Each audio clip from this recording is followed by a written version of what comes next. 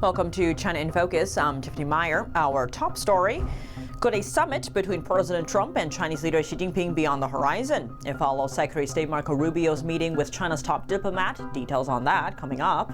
At the end of the day, look, no matter what, the United States and China have to have relations. We have to have communication. We have to be able to interact with one another.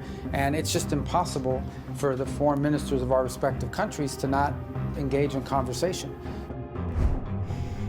The Trump administration is working to ban Chinese ownership of U.S. farmland, but that's just one piece of the bigger picture when it comes to keeping America's food supply safe. Smithfield Foods is the largest pork producer in the United States. It was purchased by a company that is chock full of Communist Party officials. It's owned by a Chinese company. The Pentagon is becoming the top stakeholder in the United States' largest rare earth miner. This deal is a key step towards securing America's rare earth supply amid challenges from China. And are trade tensions between the U.S. and Brazil pushing South America's largest economy closer to China? A Brazilian expert says yes, and shares more about China's rising influence in the region.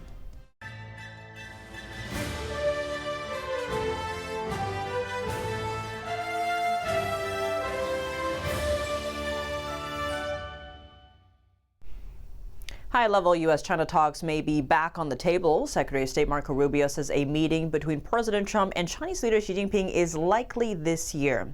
The comments came after Rubio's meeting with Chinese Foreign Minister Wang Yi on the sidelines of a summit in Malaysia. Rubio told reporters Friday there's a strong desire on both sides in making the meeting happen, saying talks are still essential, even amid tensions. At the end of the day, look, no matter what, the United States and China have to have relations. We have to have communication. We have to be able to interact with one another. And it's just impossible for the foreign ministers of our respective countries to not engage in conversation. So I'm glad we had that meeting today. There's a lot of work to be done. Rubio says the U.S. and China are big countries and will have disagreements, but there are also areas of potential cooperation. He says Washington and Beijing are now looking for the right time to hold a productive, high-level meeting. I'm sure we'll work on a date and find a mutually acceptable date for both sides. And I'm pretty confident. We want it to be a good meeting, and we're going to work hard between now and whatever date that is to make sure that when that visit does happen, it's as productive as possible.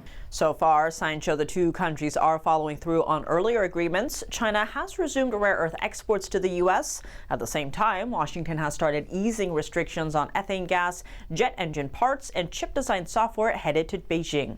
Rubio says countries like China, which have big trade surpluses against the U.S., should apply tariffs to address unfair trade practices. If this was us targeting 10 countries or 5 countries, then I would understand why countries would be upset. But the truth of the matter is we're resetting tariff levels with virtually every country in the world. And so I understand if you had a deal where you were running these huge trade deficits with the United States and exporting a lot to the U.S. and built your economy around exports, but had very little import or very little economic activity coming in from the United States, I understand why you don't want that to change. But I think most mature leaders, and everybody here is a mature leader, understands that that's not a sustainable dynamic. On the other hand, trade talks between the U.S. and China are scheduled for August. That comes just before Washington's pause on tariffs on Chinese exports is set to expire.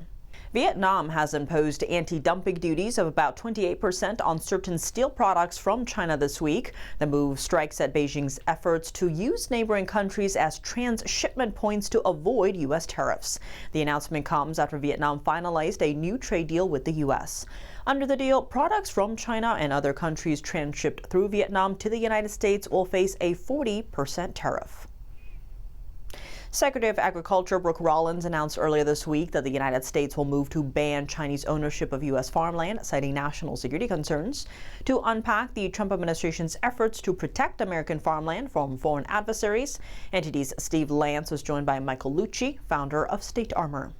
Agriculture Secretary Brooke Rollins, Attorney General Pam Bondi, Secretary of Defense Pete Hegseth. We saw Peter Navarro joining forces, really, to announce this National Farm Security Action Plan.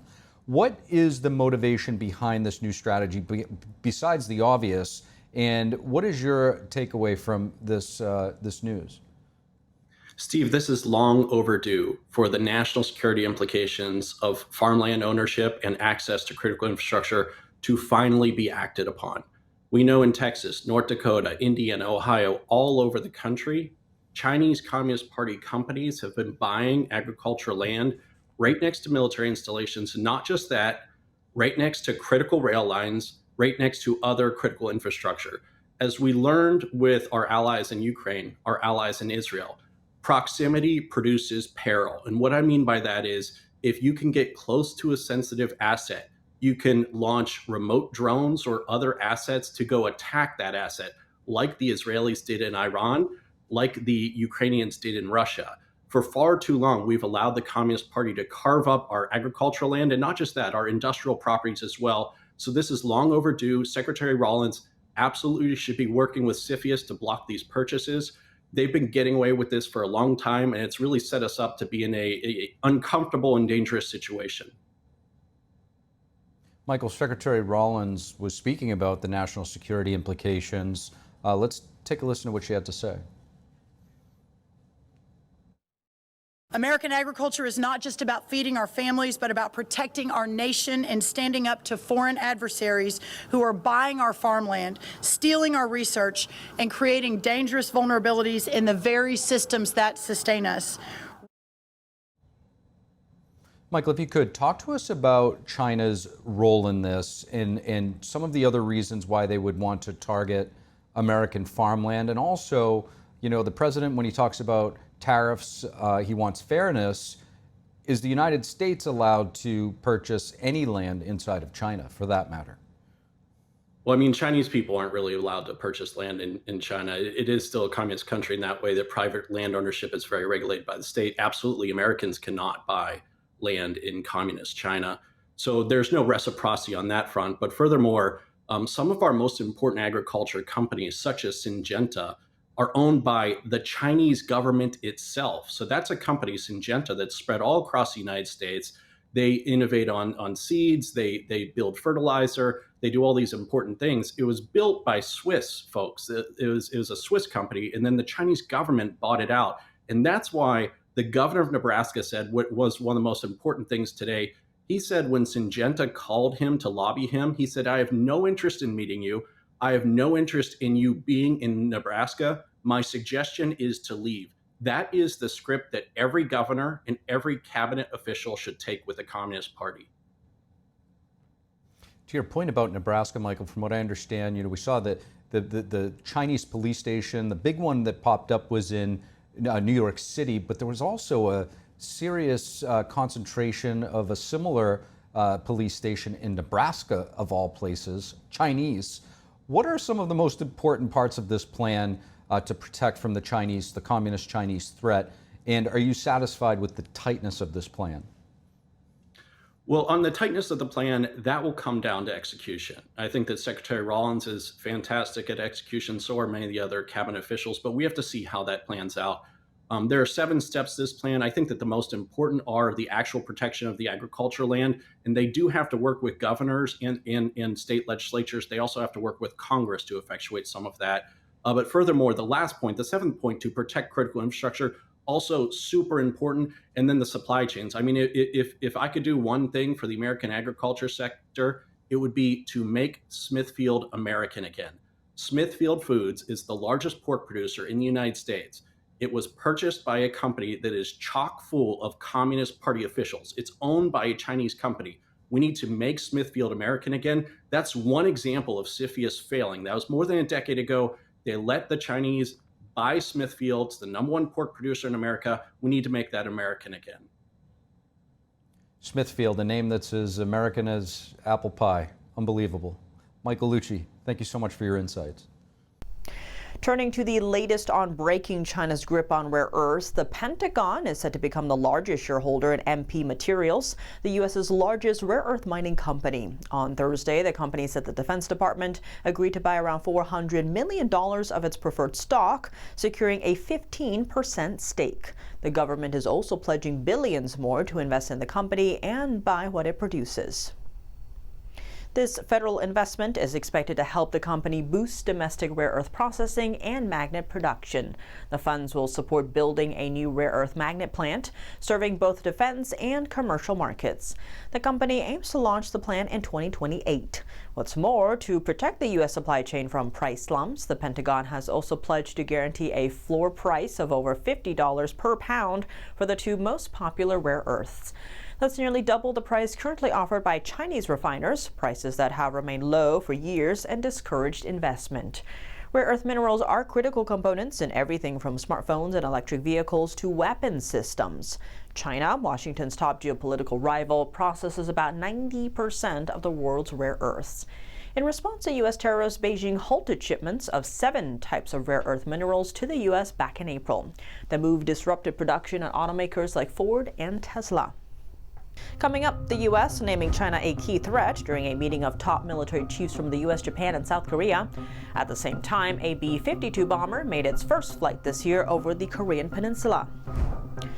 The U.S., Japan, and Australia signing what's being called a historic deal to boost naval teamwork. Experts say it's a move to counter China's growing power in the region.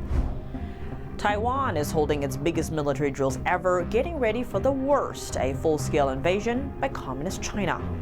Once our country becomes secure, the Indo-Pacific region will be more peaceful and stable.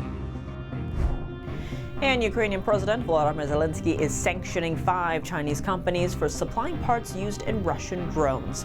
How will this affect the war? And are trade tensions between the U.S. and Brazil pushing South America's largest economy closer to China? A Brazilian expert says yes and shares more about China's rising influence in the region. That and more in just a minute here on China in Focus. Welcome back to China in Focus. I'm Tiffany Meyer. Top military leaders from the U.S., Japan, and South Korea met in Seoul to modernize military cooperation. At the same time, a U.S. Air Force B-52 bomber flew over the Korean Peninsula in a show of force. Here are the details. U.S. Joint Chief Chairman General Dan Kane met with his South Korean and Japanese counterparts on Friday in Seoul, calling for stronger security ties among the 3 allies. The DPRK and China are undergoing an unprecedented military buildup with a clear and unambiguous intent to move forward with their own agendas. We need to be mindful of that. Kane said rebuilding a credible deterrence posture is now a top priority. The key areas of trilateral cooperation include building trust and data sharing. The meeting also marked a milestone. Japan's top military officer, Yoshihide Yoshida, made his first visit to South Korea in 15 years. My first objective is to advance a concrete institutionalization of our trilateral defense cooperation and not to be swayed by changing political dynamics in each country. South Korea's top military officer added that the 3-way security cooperation is moving forward steadily. Alongside the talks, the U.S., Japan, and South Korea held a joint air drill near South Korea's largest island. The exercises featured a U.S. B-52 bomber, capable of carrying nuclear weapons. It's the bomber's first deployment to the Korean Peninsula for a drill this year. Fighter jets from South Korea and Japan also took part. Elsewhere in Malaysia, U.S. Secretary of State Marco Rubio met with Japan's foreign minister and South Korea's deputy foreign minister on the sidelines for ASEAN meetings. The 3 stressed that trilateral cooperation is vital for peace and stability in the Indo-Pacific region. They also reaffirmed their commitment to continue meetings at all levels. The defense forces of the U.S., Japan, and Australia signed an agreement Friday to help their militaries work better together. The deal covers cooperation on missile reloads, ship refueling, repairs, and sharing maintenance information. This comes as China becomes more assertive in the region. A top U.S. naval officer called the agreement historic. Before this, such agreements were only between 2 countries. This is the first deal involving 3 countries. The U.S. wants South Korea to join forces in shipbuilding. A senior South Korean trade official said Friday this move aims to counter China's expanding influence in the sector. South Korea's trade policy director said the U.S. views South Korea as a strategic partner in this effort. Their goal is to combine strengths and push back against China's rising dominance. In response, Beijing said cooperation between the U.S. and South Korea shouldn't harm the interests of third parties. Taiwan's largest ever military drills are underway. They started on Wednesday and will last 10 days. The drills are intended to rehearse the island's defense against a possible Chinese invasion, including simulated attacks on communication systems and infrastructure. Here's more. President Xi Jinping arrived at the military base to oversee the exercises. This year's 10-day live-fire drills are the longest yet. The delivery of new weaponry from tanks to waterborne drones are intended to beef up a potential Taiwanese response to a Chinese attack. When our military has greater strength, the nation, society, and people will be safer. Once our country becomes secure, the Indo-Pacific region will be more peaceful and stable. Meanwhile, a supermarket chain in Taiwan conducted air raid evacuation drills. China claims Taiwan as its territory and has threatened to annex the island by force. The U.S. Abrams tanks were delivered in December under a U.S.-Taiwan arms deal. A second batch of 42 tanks is expected in June. The final 28 are scheduled for delivery in early 2026. These are Taiwan's annual military exercises, but this year marks a major escalation. Taiwan has mobilized its largest number of military reservists to date. And for the first time, it's deploying newly delivered U.S. high-tech rocket systems made famous on the battlefield in Ukraine. The drills focus on testing decentralized command structures in the event of a full-scale invasion attempt by the Chinese Communist Party. Beijing has ramped up military pressure on Taiwan over the past 5 years. The CCP claims the self-governed island as its own, despite never having ruled it. It has not ruled out using force to bring it under control. Ukrainian President Volodymyr Zelensky is ordering sanctions on 5 Chinese companies. Zelensky says the sanctioned Chinese firms are supplying parts used in Russian drones. Those drones targeted Kyiv in recent attacks this month. The order was signed on Tuesday. Ukraine's security service earlier confirmed that Chinese-made components were found in drones shot down over Kyiv last week. Zelensky's advisor on sanctions policy says Ukraine is now working with global partners to impose tougher measures on Chinese companies supplying arms to Russia. Next, let's take a closer look at Brazil, South America's biggest country. From heated tariff battles with the U.S. to its rich rare earth reserves, Brazil is drawing global attention. But beyond these issues, many are watching to see if tensions with the U.S. will push Brazil closer to communist China. To help us break it all down, NTD's Flora Hua talked with Marcus Shakis, the editor-in-chief of the Epoch Times Brazil edition. Before flying to the flood-ravaged area in Texas on Friday, President Trump said he may speak with Brazilian President Lula at some point. That came just hours after Lula warned in a TV interview that Brazil would seek a deal, but wasn't ruling out reciprocity. On Wednesday, Trump announced the highest U.S. tariff yet, a 50% duty on Brazilian goods starting August 1st. That's on top of a proposed 10% tariff targeting all BRICS members. Lula fired back, vowing to match the U.S. tariff with one of Brazil's own. The U.S. currently has a trade surplus of over $7 billion with Brazil, but experts say the pain won't be equal. It's way more of an impact to Brazil than it is to the U.S. Compared to the U.S. economy because of its size. The trade with Brazil is not that expressive, and when you talk about Brazil, it's a very substantial portion of the trade. The U.S. is Brazil's second largest trading partner after China. Higher tariffs could freeze a major chunk of Brazil's exports, worsening its fragile economy. But Brazil may have one more card to play: rare earth minerals. It does have large reserves. It still does need China to process those. Brazil hosts the world's second largest rare earth reserves, with some of its output contracted for export to China. It's going to likely get Brazil closer to China, unfortunately, because China in Latin America has had very predatory ways, especially when you talk loans and infrastructure. China is already Brazil's top trading partner, and its investments are rising fast. In 2023 alone, Chinese investment in Brazil jumped 33%, with stakes in energy, mining, agriculture, and infrastructure. I think in Brazil, it's mostly about swaying public opinion, also getting the ports to go their way, but really also about making sure that if they need the agricultural resources in Brazil. Beijing also co-manages a satellite station in Brazil under a BRICS agreement, sparking concerns over possible surveillance of U.S. assets. And on the military front, Chinese Marines joined joint drills in Brazil for the first time last year. We'll keep you updated as U.S.-Brazil tariff tensions unfold. Flora Hua, NTD News. TikTok is under fresh investigation by its main regulator in the European Union. On Thursday, Ireland's Data Protection Commission announced it's looking into TikTok's transfer of European users' data to servers in China. The latest probe came just weeks after the social media company was hit by a $620 million fine. That fine followed a 4-year investigation by Irish regulators. They found TikTok violated the EU's data protection rules by sending European users' data to China. Earlier during the investigation, TikTok had said European users' personal data wasn't stored on servers in China. But in April, regulators discovered some of that user data had been stored there after all. TikTok is now appealing the decision.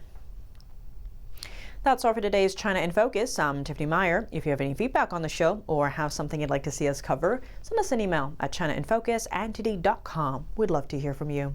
For on-the-clock original news coverage, visit us at ntd.com or download our NTD app. Thanks for watching. See you soon.